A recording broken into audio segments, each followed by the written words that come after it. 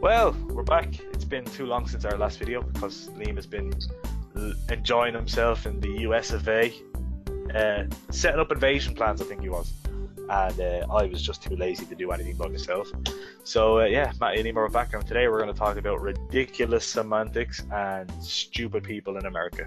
So Liam, take it away. Take it away, you would have over all the details. I know, yeah, I just wanted to put you on the spot. Yeah, I resent that statements, that blasé attitude, stupid Americans. I resent that. I have found Americans to be, on the whole, generally of average intelligence. That being said, they're lazy cunts. Let me tell you something, right? Spent a lot of time in the theme parks over there, yeah? I've never in my life seen as many people in fucking wheelchairs and mobility scooters, right? Fucking everywhere. And for the first few days, I was like, Jesus Christ, there's something wrong with this country. There's so many people in wheelchairs. Like, I could go a month without seeing somebody in a wheelchair back home. Yeah. Literally, unless I went to the cinema or something like that, right? Over there, fucking everywhere. But you know what I realised after a few days? What? A good 90% of them don't need to be in them. You'd see someone getting wheeled along, right? Next of all, something interesting will come along. Like, I seen a girl taking a picture. There's a good example. Taking a picture of a fucking robin or something. Trying to get a good angle. Next of all, she gets out of her fucking wheelchair. Goes over and gets... I was like, you fat, lazy fuck. I hate that. Unbelievable. And that's the majority. Why do they give mobility scooters to people who are obese? I think, do you know what it is? It's like, do you ever see Wall-E? No. Fuck. You never see the things that I need to reference. Sorry. The point is, in that film, it shows eventually what's going to happen to the human race. We're so lazy. We're all fat and lazy and carried around in these hover chairs and robots are doing all our fucking chores, right? Yeah. That's what it's like in America. People are so... There's these fucking movements, walkways everywhere. Everybody's on mobility scooters. You know when you go to get a trolley at the shops? Yeah. You can get a trolley, but you can also get a fucking mobility scooter. This is for just going around like Tesco's. You know, people who have a problem, you know, oh, my child was born with whatever condition, we have to get a wheelchair. It's not easy getting a wheelchair. As far as I know, there's something like $2,000 for a decent one. Yeah.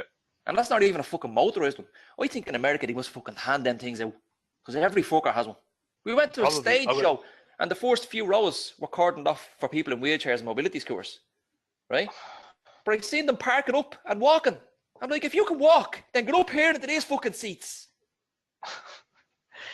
What annoys me, right, is if you're morbidly obese, shouldn't you be doing more walking? Like who gives them these scooters and says, John, it's going to help you lose weight? Sitting down. Yeah. And like it's the opposite over here. We're very bad. We don't support our medically we don't help our spastics in this country, right? We make it difficult to be spastic in this country. We really do, and it's not good. But in America, it's the absolute opposite. They help too much. And like, I'm not putting down overweight people. Some of my friends are overweight. That's grand, whatever, right? But like, help yourself. And in fact, the people who I'm talking about do help themselves, and that's fine. Not that they have to. Yeah. You have every right to be fat. You have every right to be fatter if you want, my fat friends, okay? But the point is, I was looking at a picture yesterday of a woman in a mobility scooter. She must have been fucking 400 pounds, right? And she's literally eating a pound of cheese. She's sitting there in a park or something, eating a pound of cheese, and I'm like, you know what, just put a fucking gun in your mouth, you stupid cunt. Yeah, it's because it doesn't help anyone, especially not them. Do you know what I mean? Yeah. Just as an aside to what you're saying about Americans helping too much, and you know the way they want these, like they want this freedom from the government, but then they expect this bullshit. Have you heard of this thing called free range parenting? No.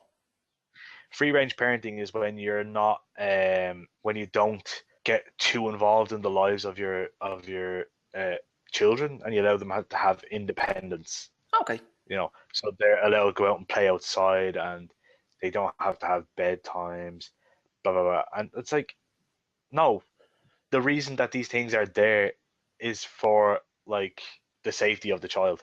So like these two parents were found responsible for neglecting their kids because they allowed them to walk home alone from work. Not from work. Yeah, from work. God damn it. Yeah. From school. Okay. They let their 10 and 6-year-old kids walk home from school by themselves.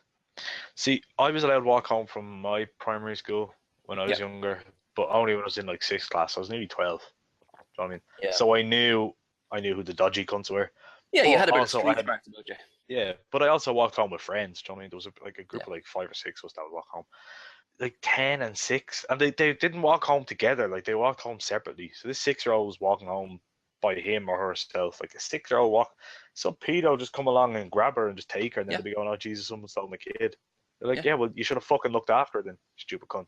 Yeah, I think they're just trying to legitimize lazy parenting, which I see a Yes. lot of these days. Like especially the kids in my fucking area are out till all hours. Like I'm talking about say 7 years old, out there in the street at 12 o'clock at night on a school night. That's the type of shit that causes like scum. Like, did you see that thing? I posted a thing earlier on Facebook about this chap who robbed a fucking taxi driver at knife point, took the car, fucking fucked off with the car, and like they found him in Holt like 2 weeks later, like in the car with his mate. He has 71 previous convictions. Yeah, we've all heard this fucking familiar story before. 71 minor offences, including assault, drug offences, possession of knives, and criminal damage. Now, the last time I checked, a minor offence is not assault. No. Do you know what I mean? Like beating the shit out of someone does not count as a minor thing in my book. Like, and he gets 3 years. Probably get out after about 6 months. Good behaviour, you know. Yeah, if he even does that much. Which I've never understand the concept of good behavior in prison. What are you supposed to do in prison? I mean, I know like you can shank people and shit like that, but like good behavior in prison is like saying like you didn't eat when you're living in a famine and poverty-ridden country. It's expected of you. Do you know what I mean? Like, yeah, what the fuck?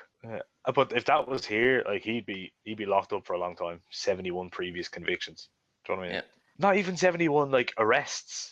Which you would say, all right, he was arrested, he didn't get charged. Convicted 71 times. Yeah, so you're talking a couple of hundred arrests. And but that's typical. That's typical for this fucking kip. He comes from a decent family, but became addicted to drugs and alcohol as a teenager. Not an excuse. Fuck off. I fucking hate that excuse. And I always take decent family with a pinch of salt as well. His dad was only arrested 40 times. Yeah. I don't understand that. Why is being a smackhead a decent excuse for it? Didn't mean that he didn't do the shit he did. He should just get away with it because like he chose to take smack. Exactly. I heard people arguing about this on the radio. This guy had no sympathy for junkies, and this woman was fucking full of sympathy for them. And she was saying it's a genuine addiction. It's a medical. It's this. It's that. It's the other. You know, they've no choice in the matter. And this guy, his one and only argument, and it's a great argument, but they had the choice not to start. Exactly. Do you know what I mean? He put that needle in his arm on the first day, and whatever he was addicted to, and he couldn't stop after that. You know, whatever. That's sad. But that first day, that was his fucking fault. So everything that happened after is his fault. It's like when you choose to drink and drive. Do you know what I mean? Exactly. You made that choice. You brought your car keys to the pub. I don't understand how someone in a situation could turn around and say, like, oh, do you know what will make this better? Heroin. Yeah. And also you get this excuse that about, like, they feel pressured. They kind of get bullied into it. The local dealer is kind of forcing you to do this. Nobody gets a needle shoved in their fucking arm. You know, you might get talked into smoking a joint. Does people have this impression that fucking dealers give out free samples all the time? Might give out free samples here. Take a blow of that. Do you know what I mean? But they're not giving out free samples of fucking needle drugs. No, definitely not. Here, stick a couple of £100 of cocaine into your fucking arm. Well, also, one thing that you mentioned weed there a second ago. Like over here, they've got anti-drug campaigns. Like there's like 4 or 5 facts on it that are just completely untrue. Like one of them is higher risk of cancer than cigarettes. That's completely false. God, my religion teacher was always highly addictive. She said one joint is as bad as smoking 40 major. I was like, what? There's not a fucking hope it's that bad. There's literally one ingredient of weed. Weed. Yeah. Do you know what I mean? Like, that's it. I mean, obviously, maybe the smoke's not good for your fucking lungs. That's going, like, the actual smoke that's going in. But it can't be much worse than fucking tar. But not only that, man. You can see somebody having a joint. And if you picture that being as bad, like one joint being as bad as 40 cigarettes of major, right? They'd be choking and spluttering, no matter how hard they are. Do you know what I mean? Also, if that was true, Snoop Dogg would have died a long time ago. You know what I mean? Like, Snoop would be fucking dead. Actually, I heard a great joke about Snoop Dogg on the Justin Bieber roast. Someone just turned around and said, Snoop Dogg, you look like Shaq's skeleton. It's just fucking great. Also, what that fucking video I linked to last night, your man. What a racist. Just straight out of it. I just don't like black people. I don't know. I think it's a modeling thing. I don't like him on the fact that he's black. Absolutely not. Yeah. I just don't like black people. Straight out of it though, didn't he? And you could see it in his face. He was like, oh yeah, here we go. I'm gonna get in trouble for saying this, but whereas we get out in the open, I just don't like black people. Some balls on him. Yeah. I'd say some balls. And he's not exactly the fucking whitest cat in the room either. No, that was the thing they said. Where are you from? It's like Polynesian islands. I don't like black people. So that's a good segue into what we're currently talking about. Oh yeah, we eventually got back to the topic. Yeah. I can't even remember what it was. Oh Black Lives Matter. See, I was paying attention. Yes. So Smith College President Kathleen McCartney, no relation to Paul as far as I know. Ah, blast. She sent an email out to all the students at her campus with a subject line saying all lives matter. She was forced by a public outcry, the outcry of the students anyway, to retract that statement of all lives matter to Black Lives Matter. Fuck's sake. Because I remember when the whole Ferguson thing started up, somebody started this fucking hashtag Black Lives Matter. I think it was like young black men matter or something like that. Whatever it was. Doesn't matter. Sorry. They were printing teeth. Sorry. I love that. You know, they started the slogan all male black lives matter. It doesn't matter. It's all semantics. But somebody suggested a t-shirt that said cops lives matter.